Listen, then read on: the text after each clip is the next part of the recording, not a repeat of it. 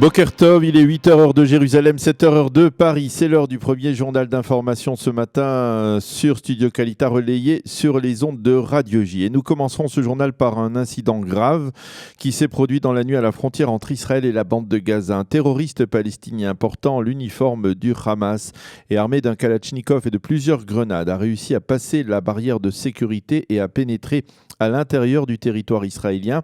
Il a été repéré par les forces de Tzahal, mais a réussi tout de même à ouvrir le feu en direction d'une patrouille de l'armée israélienne appartenant à la brigade des Golani. Il a sérieusement blessé le commandant de la patrouille et plus légèrement deux autres soldats qui ont été hospitalisés avant d'être abattus par l'un de ces soldats de la brigade Golani. Au même moment, un tank de Tzahal a tiré sur une position du Hamas et les routes qui bordent la frontière du côté israélien ont été fermées par les forces de sécurité. Ce matin, le porte-parole de Tzahal affirme que le terroriste palestinien agit seul, sans avoir été commandité par le Hamas ou par une autre faction palestinienne.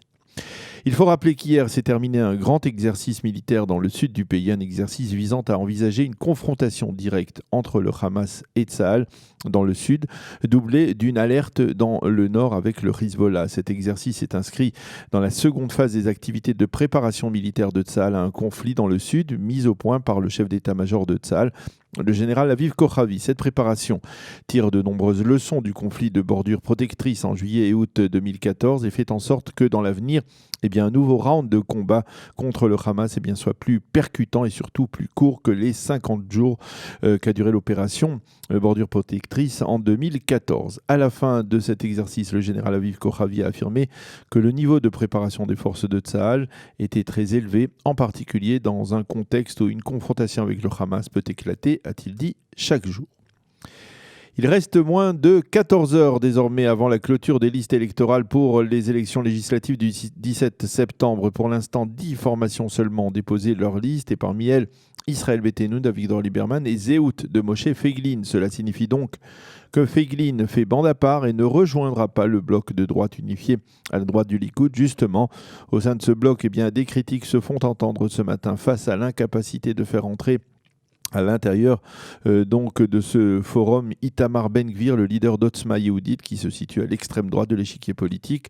Le député du foyer juif Moti Yogev, qui est à la 5e place dans la liste unifiée, a affirmé qu'il était prêt à céder sa place à Ben-Gvir, mais selon lui, c'est Naftali Bennett qui s'oppose à l'entrée de Ben-Gvir dans la liste unifiée. Yogev a reproché à Shaked de ne pas faire montre d'autorité justement face à Bennett. Pour l'instant, il n'y a toujours pas d'accord entre Ben-Gvir et Shaked, et si rien ne change, le parti Otzma Yehudit, qui représente selon les estimations, au moins un mandat, se présentera seul ou aux côtés d'un autre parti radical, Noam, créé ces dernières semaines par le Rav Tao, de la mouvance sioniste religieuse plus orthodoxe, dirons-nous.